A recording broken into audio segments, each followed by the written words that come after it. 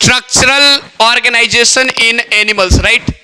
यानी कि हमारे पास यहाँ पे बात करेंगे कि स्ट्रक्चरल ऑर्गेनाइजेशन क्या है, यानी कि किस तरह से ऑर्गेनिज्म बना है। ये चीजें 9th क्लास में आपने पढ़ा है, you have studied earlier in 9th class, but what is difference between 9th class and 12th class 11th class is, वहां पे हमारे पास प्लांट टिश्यूज और एनिमल टिश्यूज दोनों था। यहां पे हमारे पास सिर्फ और सिर्फ एनिमल टिश्यूज है, क्योंकि इसका नाम ही है स्ट्रक्चरल ऑर्गेनाइजेशन इन एनिमल। तो एनिमल्स के बारे में हम बात करेंगे, यहां पे किसी और चीज के बारे में बात नहीं करेंगे। एक चीज आप याद रखिएगा कि जो प्लांट टिश्यूज होता है ना, प्लांट टिश्यूज में हमारे पास ज्यादा स्पेसिफाइड टिश्यूज नहीं होते हैं, लेकिन वही चीज अगर एनिमल टिश्यूज में बात कर ले तो एनिमल टिश्यूज में बहुत अलग अलग स्टेप पे अलग अलग तरह के टिश्यूज आपको देखने को मिलेंगे। जैसे हमारे पास मस्कुलर टिश्यूज हो जाता है, नर्वस टिश्यूज हो जाता है, आपका एपिथेलियल टिश्यूज हो जाता है, आपका ये क्या बोलते हैं हमारे पास, ये कनेक्टिव टिश्यूज हो जाता है। बहुत तरह के टिश्यूज होते हैं और हर का अपना अपना फंक्शन है। सवाल आता है कि हम लोग सेल के स्टडी को बोलते हैं साइटोलॉजी, तो टिश्यूज के स्टडी को क्या बोलते हैं भाई, हिस्टोलॉजी। टिश्यूज के स्टडी को बोलते हैं हम लोग हिस्टोलॉजी। अगर किसी भी चीज के बारे में आप देखिएगा, अभी कभी ब्लड टेस्ट कराया होगा तो वहां पे हिस्टोलॉजिकल स्टडी दिया रहता है, राइट। तो हिस्टोलॉजिकल स्टडीज का मतलब होता है कि उसमें कैसे कैसे टिश्यूज का क्या एक्युमुलेशन है, वो सारी चीजें हम बात करते हैं वहां पे। तो टिश्यूज, सवाल आता है कि है क्या चीजें, जो हमारे बॉडी को बहुत सारे सेल्स कहा जाता है, बचपन से पढ़ा है भाई कि बहुत सारे सेल्स हमारे पास मिलते हैं ना तो टिश्यूज बनते हैं। तो क्या लेकिन वो सारे के सारे सेल्स एक ही तरह के होते हैं, या फिर कहीं से भी एक सेल यहां से उठा दो, एक सेल यहां से उठा दो, एक सेल यहां से उठा दो, एक हार्ट का सेल्स निकाल दो, ये सारे के सारे सेल्स मिल करके एक टिश्यूज बनेंगे? Is it so? नो, क्योंकि सारे के सारे सेल्स यहां पे वैसे होना चाहिए जिसका ओरिजिन सेम हो, ओरिजिन सिमिलर हो, राइट। उसका स्ट्रक्चर उसी तरह से हो, उसका फंक्शन भी उसी तरह का हो। हाँ, कहा जाता है सिमिलर, ये group of similar sales having same origin और क्या बोलते हैं, स्ट्रक्चर और फंक्शन, राइट। जैसे बात करें हमारे पास, हमारे इस अज्यूम करो कि हमारे पास जो ब्लड है, ब्लड एक टिश्यूज है, ब्लड फ्लूइड कनेक्टिव टिश्यूज है। तो कनेक्टिव टिश्यूज में जितने भी टिश्यूज होंगे उनका एक ही काम होगा, कनेक्ट करना। नहीं, उनका क्या काम होगा, कनेक्ट करना। उसमें से कोई भी एक सेल्स का स्ट्रक्चर फंक्शन इस बात पे नहीं होगा कि भाई वो कहीं ना कहीं टिश्यूज को, ये बॉडी के ऑर्गन्स को क्या करता है, कवर कर रहा है। ऐसा कभी भी हो ही नहीं सकता है। उसका कोई भी चीज नहीं होगा कि हमारे बॉडी को एक स्ट्रक्चर प्रोवाइड कर रहा है, हो ही नहीं सकता है। उसका काम है चीजों को कैरी करके एक जगह से दूसरे जगह लेके जाना, राइट। और दैट इज व्हाई वी से इट इज स्ट्रक्चर। ये हमारे पास फ्लूइड कनेक्टिव टिश्यू, फ्लूइड है और कनेक्ट कर रहा चीजों को, इसीलिए नाम दिया गया फ्लूइड कनेक्टिव टिश्यूज। यानी कि टिश्यूज हमारे पास होता है कि group of cells that have a similar origin, structure and, तब जाके पार्टिकुलर फंक्शन बनेगा ना। एक सेल्स हमारे पास है, हमारे आईज में फोटो रिसेप्टर सेल्स होते हैं, बहुत सारे फोटो रिसेप्टर सेल्स मिलते हैं, तब जाके हमारे पास आईज के टिश्यूज बनते हैं। जैसे नो हमारे नर्व टिश्यूज जो होता है, बहुत सारे नर्व सेल्स से मिलकर बना होता है, तब जाके हमारे पास नर्वस सिस्टम बनेगा। ये सारी चीजें देखने वाली बात है। हम लोग हर फटाक से वो रट लेते भाई कि सेल्स के ग्रुप्स को बोलते हैं हम लोग tissues. It is not correct. Group of cells having similar function, structure and origin, right, it is said to be tissues. सावधान, भाई से पसेरी थोड़े होगा, कोई 2300 पसेरी होता है नहीं। तो कोई धान सोनाचूर, तो कोई मिनिया कतरनिया भी होता है, तो कोई में बासमती भी होता है। मेरे को याद है एक हमारे रिलेटिव्स में थे जिसमें लड़की को वो बासमती बोलते थे और लड़के को सोनाचूर बोलते थे। मेरे को ये कंसेप्ट आज तक नहीं समझ में आया कि वो सोनाचूर लड़के को क्यों बोलते हैं, लड़की को बासमती क्यों बोलते हैं। मेरे को लगता है उसका उन्होंने कहीं ना कहीं लिंग पढ़ा होगा, नहीं स्त्रीलिंग पुलिंग, जैसे बासमती ER लास्ट में, तो इसीलिए स्त्रीलिंग में रख दिया। और सोना चूर आ रहा है लास्ट में, इसीलिए उसको, समझ रहे ना बात। तो वही कहीं ना कहीं चीजें है, यानी कि टिश्यूज क्लियर है क्या है। अब ये टिश्यूज का काम क्या है, आपके बॉडी के डिफरेंट सरफेसेस को कवर करना है, तो भी टिश्यूज की जरूरत होती है, यानी कि कवरिंग टिश्यूज भी होंगे हमारे बॉडी में, और कवरिंग टिश्यूज भी होंगे हमारे पास। आपका मैसेज को सेंड करने वाला होगा, यानी कि मैसेज ट्रांसमिशन टिश्यूज भी होगा, यस और नो, मैसेज को ट्रांसमिट करने वाला भी टिश्यूज होगा हमारे पास। आपका मस्कुलर टिश्यूज भी होगा, यानी मसल, हमारे बॉडी को एक शेप देने वाला मस्कुलर। और हमारे पास आपका क्या चीज होगा भाई, आपका ये क्या बोलते हैं, कनेक्ट करने वाली चीजें होंगी, यानी कि कनेक्टिव होगा। ये बहुत तरह के होते हैं। कवरिंग टिश्यूज हम लोग बोलते हैं एपिथेलियल टिश्यूज को। कौन सा टिश्यूज को बोलते हैं, एपिथेलियल टिश्यूज को। मैसेज ट्रांसमिशन वाले टिश्यूज हमारे पास है nervous tissues, right. Muscular tissues एक हमारे पास और एक हमारे पास है कनेक्टिव टिश्यू। ये सारे के सारे हर ऑर्गेनिज्म में पाए जाते हैं। अब ये सवाल आता है कि हमारे पास एपिथेलियल टिश्यूज, सबसे पहली चीज बात करते हैं एपिथेलियल टिश्यूज। तो एपिथेलियल टिश्यूज को पहले ही मैंने आपको बता दिया कि इसको कौन सा टिश्यूज बोलते हैं भाई, कवरिंग टिश्यूज। आपके बॉडी का सबसे बाहर वाला हिस्सा जो है स्किन है, नहीं। एपिथेलियल को अगर तोड़िएगा, ईपी का मतलब ही होता है अपोन, आउटर मोस्ट लेयर, नहीं। अब एपिथेलियल टिश्यूज हमारे पास कोई जरूरी नहीं है कि हमारे बॉडी के सबसे बाहर वाले लेयर में ही हो। एपिथेलियल टिश्यूज हमारे पास आउटर में भी हो सकता है और इनर में भी हो सकता है। अब सवाल कह रहे क्या बक रहे सरकार, आउटर मोस्ट आउटर में भी हो सकता है, इनर में भी हो सकता है। जी बिल्कुल।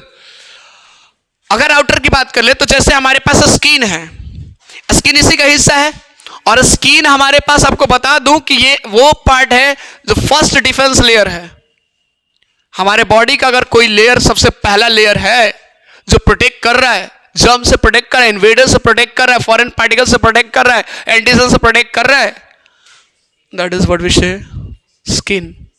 और स्किन का सबसे बाहरी लेयर सबसे स्ट्रांग होता है, सबसे टफ होता है, और वो बोलते हैं हम लोग क्या, स्ट्रैटम कॉर्नियम।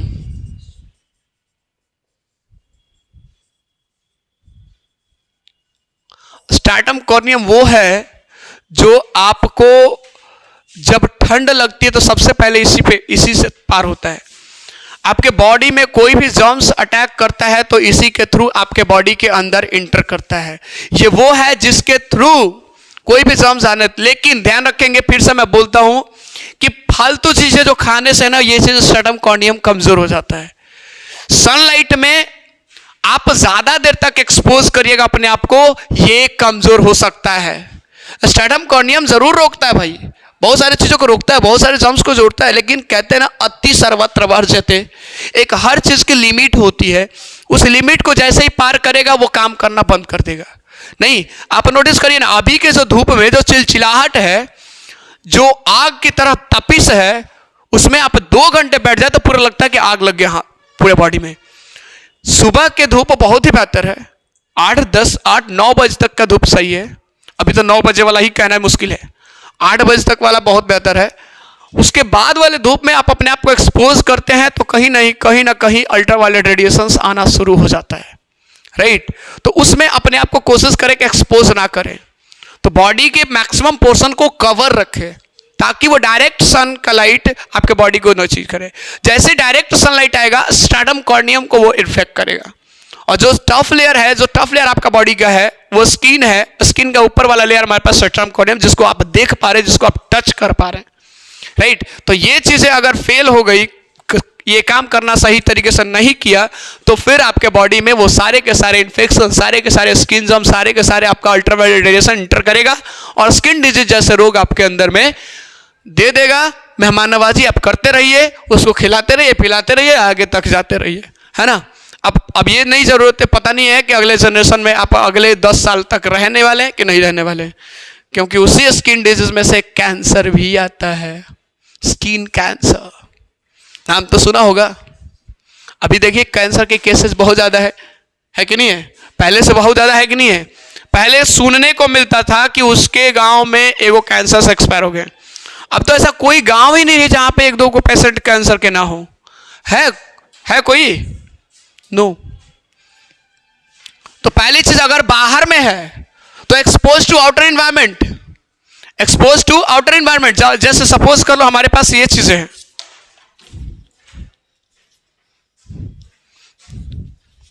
नाला देखे, नाला, ये चीज है। तो ये स्ट्रैटम जो हमारे पास एपिथेलियल टिश्यूज है वो बाहर में भी हो सकता है। तो बाहर में होगा सर जी तो आउटर एनवायरमेंट से वो एक्सपोज होगा, लेकिन अंदर होगा तो सर जी यहाँ पे अंदर में जो भी चीज जा रहा है, इस ल्यूमेन, ल्यूमेन याद आ रहा है ना कुछ, तो ल्यूमेन ये वाला चीज है। तो ल्यूमेन के कांटेक्ट में जो होता है इसको हम लोग बोल सकते हैं नहीं इनर लेयरिंग है कि नहीं है। तो यहाँ पे जो भी चीज जाएगा, जो फ्लूइड जाएगा, तो मैं बोल सकता हूँ कि इनर वाला जो होता है, इनर मोस्ट वाला आपका फ्लूइड के कंटेक्ट, बॉडी फ्लूइड के कंटेक्ट में हो सकता है, एक्सपोज टू बॉडी फ्लूइड।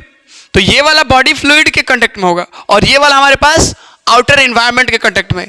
तो आपके बॉडी का जो स्किन, वो जो वही वाला बोला ना आपको, स्किन का स्ट्रैटम कोनियम हमारे पास आउटर एनवायरनमेंट से वो एक्सपोज्ड है, लेकिन हमारे पास इनर वाला जो होता है बॉडी फ्लूइड, क्योंकि अंदर तो बॉडी का फ्लूइड ही वो भरेगा ना भाई, चाहे वो आपका क्या बोलते हैं ब्लड ही क्यों ना हो, चाहे प्लाज्मा ही क्यों ना हो, ये सारे के सारे चीज हमारे पास क्या होगा, अंदर ही रहेंगे, यानी एक्सपोज टू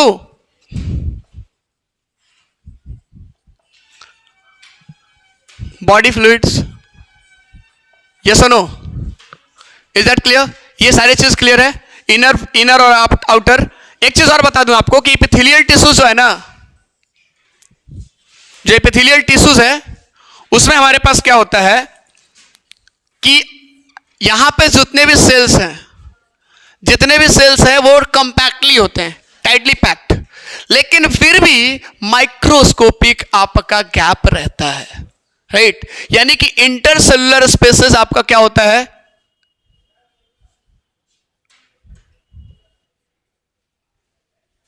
बहुत छोटा होता है, माइन्यूट होता है, राइट? तो सवाल आता है कि सर जी जब इंटरसेलुलर स्पेसेस कम होगा तो इंटरसेलुलर मैट्रिक्स क्या होगा, कम होगा। इंटरसेलुलर मैट्रिक्स, मैट्रिक्स समझते हैं क्या चीज होता है? बहुत बार आया है सर, सेल में बहुत बार आया है मैट्रिक्स। तो ये भी हमारे पास क्या होता है, स्मॉल होगा। इंटरसेलुलर स्पेस जैसे हमारे पास बात कर लेते, देख ले ऐसे होता है, एक सेल हमारे पास ये रहा। अभी आपको लग रहा है ना कि ये सेल जो होता है हमारे पास, ये बीच में गैप नहीं है। जब इसको माइक्रोस्कोपिक जूम करिएगा तो यहां से हमारे पास कुछ ऐसा दिखेगा। तो ये गैप है कि नहीं है ना? तो यहां पे इस गैप को बोला हमने इंटरसेलुलर स्पेसेस, और हमारे पास इस फ्लूइड को बोला आपका इंटरसेलुलर मैट्रिक्स, राइट? दूसरी चीज, ये आपका एपिथेलियल टिश्यू जो होता है हमारे पास मैक्सिमम ऑलमोस्ट हमारे पास कवरिंग टिश्यूज है, कवर करता है या फिर उसको लाइनिंग करता है, राइट? लाइनिंग करने का मतलब जैसे अंडा बनते हुए देखा है, अंडा जब बनते हुए तो सबसे नीचे तावे पे जो पहला लेयर जाता है वो लाइनिंग कर रहा है ना, उसको, उस अंडे को सेपरेट कर रहा है उस तावे से, तो उसको हम लोग बोलते हैं लाइनिंग, ठीक है? यहां पे हमारे पास इसको ल्यूमेन से सेपरेट कर रहा है कि नहीं नीचे वाला लेयर, तो इसको बोल सकते हैं नहीं कि आपका लाइनिंग है, ये बोल सकते हैं ना। अगर यहाँ पे कोई भी बॉडी है, कोई भी दूसरा स्ट्रक्चर इसके कांटेक्ट में है, तो ये वाला भी लेयर लाइनिंग हो जाएगा, नहीं हो जाएगा? तो ये चीज याद रखिएगा, इसको ये कवरिंग भी कर सकता है और लाइनिंग भी कर सकता है। बॉडी ब्लड वेसल्स के चारों तरफ भी दिख सकता है आपको, आपका डक्ट्स के चारों तरफ दिख सकता है, आपका ट्यूब्यूल्स के चारों तरफ दिख सकता है। अब ये हमारे पास एपिथेलियल टिश्यूज की बात कर ले तो एपिथेलियल टिश्यूज हमारे पास कितने तरह के होते हैं संस्कार? दो तरह के होते हैं, एक हमारे पास सिंपल और एक हमारे पास कंपाउंड। और थोड़ी सी चीजें आपको लेके जाऊंगा पीछे की तरफ कि हम लोगों ने ही देखा था कि आपका सर जी सिंपल क्या होता है, और एक वहां पे लिखा था हम लोगों ने जब डाइजेशन पढ़ा था तो वहां पे स्ट्रैटिफाइड आया था, ये वही है, स्ट्रैटिफाइड वही है ना? अगर सिंपल का मतलब होता है कि यहाँ पे सेल्स का जो लेयर होगा ना, सिंगल लेयर ऑफ सेल होगा, सिंगल लेयर ऑफ सेल, यानी कि समझ जाइए कि कुछ ये वाला जो हमारे पास एपिथेलियल टिश्यूज है वो कौन सा है? सिंपल है। क्या है? सिंपल है। लेकिन वही चीज अगर कुछ ऐसा रहता है हमारे पास स्ट्रक्चर, एक लेयर से ज्यादा रहता है, तो ये हमारे पास क्या हो जाता है? कंपाउंड। ये कंपाउंड है, दैट इज व्हाट वी से स्ट्रैटिफाइड, व्हाट वी से स्ट्रेटिफाइड एपिथेलियल टिश्यूज, और इसको हम लोग दूसरे नाम से कंपाउंड एपिथेलियल टिश्यूज भी बोलते हैं। तो आपके अभी वाले चैप्टर में आपको कंपाउंड नाम दिया है, यही चीजें हमारे पास वो बात कर रहे वो डाइजेशन में तो क्या दिया था, स्ट्रेटिफाइड दिया था। वहां पे बात किया था, याद कीजिए, मैंने जब बताया था कि पायलेट ये वाला, तो यहाँ पे बताया था कि सिंपल और स्ट्रेटिफाइड क्या होता है। स्ट्रेटिफाइड वर्ड आया था इसीलिए मेरे को बताना पड़ा था। तो सिंपल में हमारे पास क्या होता है सर, सिंगल लेयर होता है नहीं।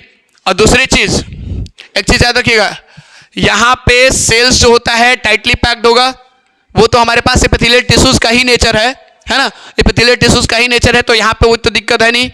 कहां पे पाया जाता है, सवाल आता है कहां पे पाया जाता है। तो ये हमारे पास ब्लड वेसल्स में पाया जाएगा। ब्लड वेसल्स के चारों तरफ देखने को मिलेगा आपका लंग, अल्वियोलाई ऑफ लंग्स,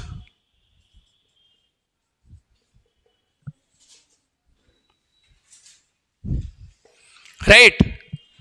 आपका डक्ट्स में पाया जाएगा, आपका ट्यूब्स में, ट्यूब्यूल्स में पाया जाएगा। ये सारे जगह है जहां पे आपको सिंपल एपिथेलियल टिश्यूज दिख सकता है। अब कंपाउंड में हमारे पास क्या होता है, मैक्सिमम एक से ज्यादा लेयर होता है, इसके बारे में बाद में कर गए, पहले इसको कर लें। अब सिंपल में हमारे पास होता है सर जी तीन इसमें हमारे पास एपिथेलियल टिश्यूज होते हैं। पहला हमारे पास स्क्वैमस, दूसरा क्यूबॉइडल, और तीसरा कॉलुमनर। पहला स्क्वैमस,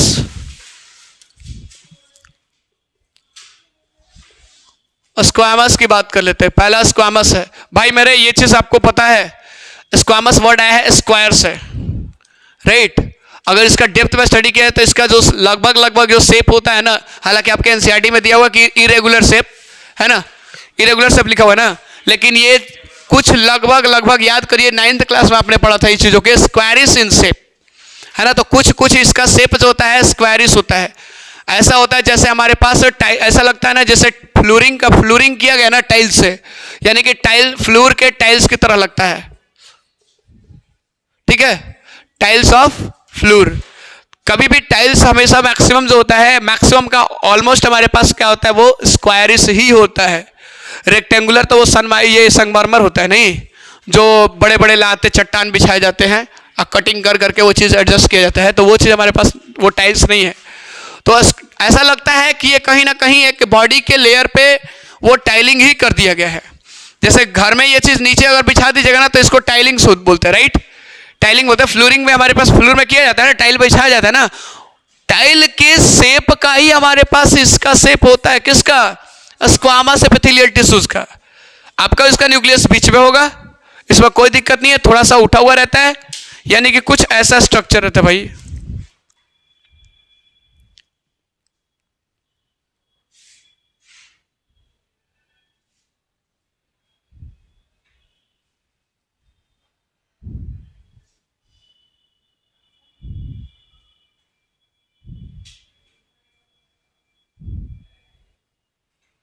अच्छा यहां पर नहीं बन रहा, स्क्वायर शेप का लग रहा है, नहीं लग रहा है।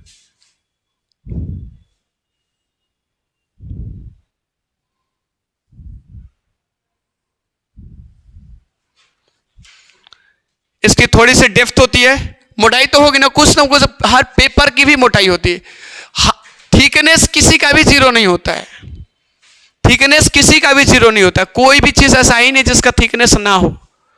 इवन पतला से पतला चीज इवन आपका ये पेपर का भी थिकनेस होता है।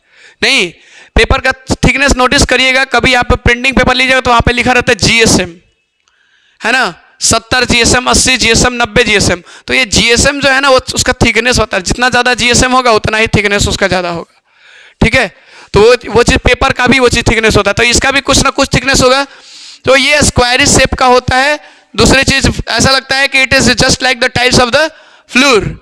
तीसरी चीज इसके न्यूक्लियस होते हैं सेंटर में होंगे, और इसमें और खास बात नहीं है। हाँ, कहां पे पाया जाता है भाई, तो आपका सुनिए, ये हमारे पास सिंपल एपिथेलियल का है ना, तो अल्वियोलाई ऑफ लंग्स, ठीक है, और हमारे पास ब्लड वेसल्स के चारों तरफ, राइट।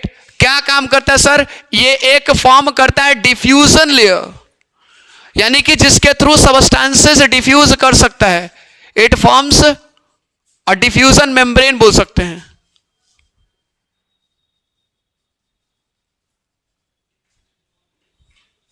यानी कि जहां से डिफ्यूजन हो सके इजीली।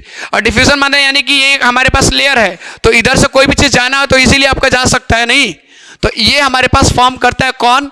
Squamous epithelial tissues. इतना तक में आपके पास कोई कंफ्यूजन है तो पूछ लीजिए, वरना मैं मिट जाऊंगा।